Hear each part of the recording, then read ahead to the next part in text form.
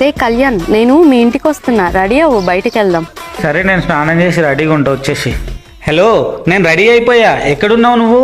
మనం బయటికి ఎక్కడికి వెళ్ళట్లేదు. అదేంటి? మీ అమ్మ కాల్ చేసి చెప్పింది నువ్వు 1 వీక్ నుండి స్నానం చేయట్లేదంట కదా. అట్లీస్ట్ బయటకు వెళ్దామంటే స్నానం చేస్తావేమో అని అలా చెప్పాను.